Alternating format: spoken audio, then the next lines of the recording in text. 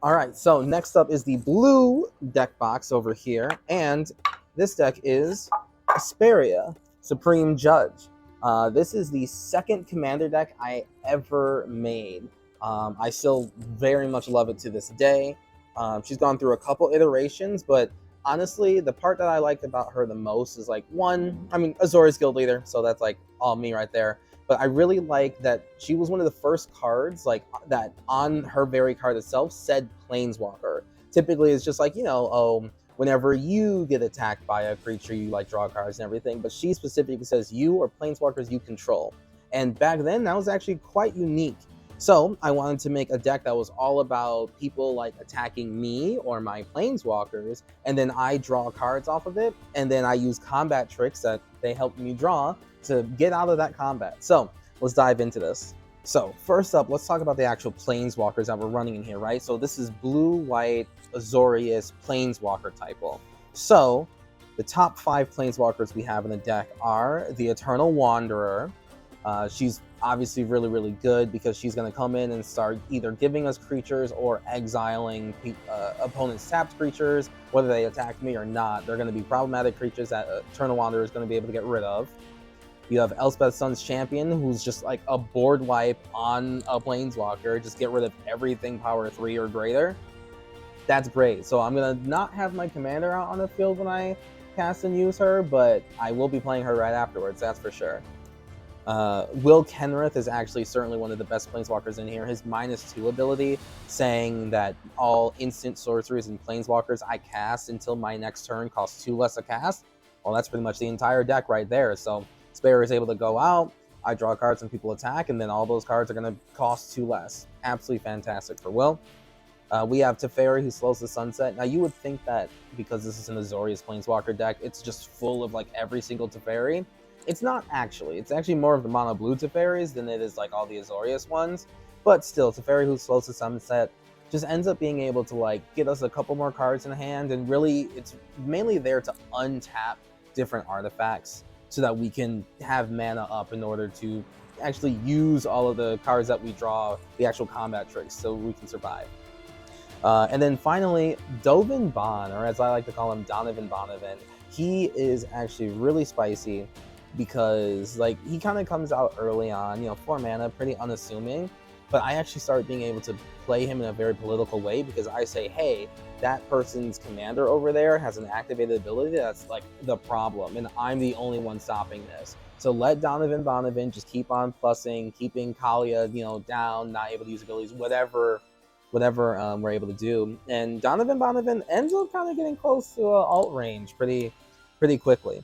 But yeah, I mean, like the point of the deck is to have Planeswalkers that I don't necessarily like win out with damage. There's not really a combo per se in the deck, but I do want to get to a point where I have enough Planeswalker ultimates where I just win. It's more of a concession sort of deck than it is an outright I'm going to win deck. Which can be to some people's tastes or not, but I do try to make it like not the worst possible thing. I'm not going hyper into the like Planeswalker as soon as I play it, double all the counters on it, and then like go off. It is a working process. People are able to attack me. I'm going to try to stop them, but it is a fight to get there. All right, then next we're going to go over to the Planeswalker support cards, the top 5 there. Number 1, we have Oath of Gideon. Really, really good enchantment that's able to just say, like, hey, when my Planeswalkers come in, they're going to have extra loyalty counters, which ends up being very, very, very, very impactful. And also, he makes 2 little 1/1 guys that I can use to actually, like, block for him, which ends up honestly being part of the best part of the card. We have the Chain Veil. So, of course, the Chain Veil is when we, like, start getting Planeswalkers on the board, we activate the ability once of like all of our Planeswalkers, and then we tap the Chain Veil, and then we activate them again. The Chain Veil ends up really being like kind of that corner turn card that allows the deck to really start holding people down. So I save it for later. I definitely don't just play this on turn 4 and hope it makes it. This is after I have a couple Planeswalkers out and I can really start going in. Next, we have Icar Moon Gauntlet.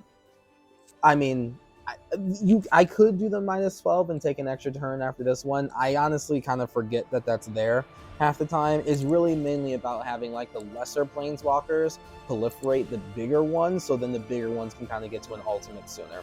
That's mainly what this is for. But it's still just like a very good card. I have taken the extra turn once before. It was pretty spicy.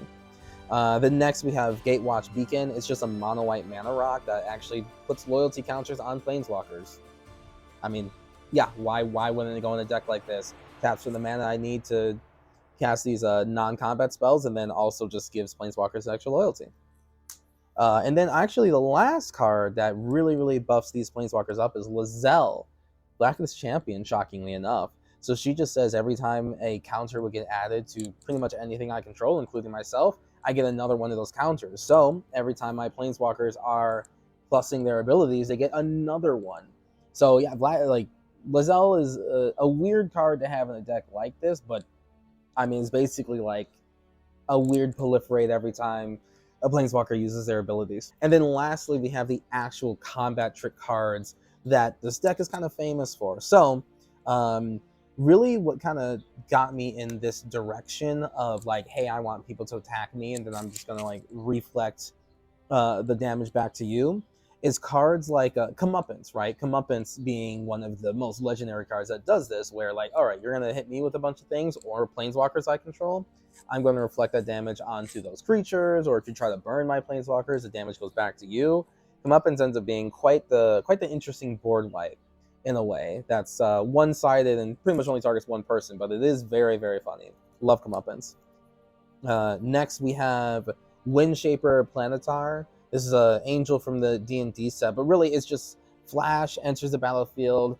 I get to redirect where combat's going to go. So normally it was going at me and my planeswalkers.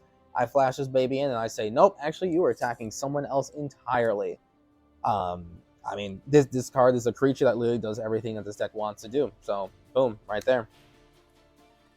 Mandate of Peace is actually easily one of the best cards in the deck by far. So you swing at me with a bunch of guys, Asperia lets me draw a bunch of cards, or even just a couple, and then for 2 mana, I just get to say, boop, there was actually no combat, like just end combat entirely. And my opponents can't cast spells for the rest of the turn. I end up using this as like a weird counter spell. If I can like get my opponents to go to combat before they start casting spells, and then I use this to just like blank everything else, this ends up doing numbers, like real good work. Yeah, Mandate Pace, really good.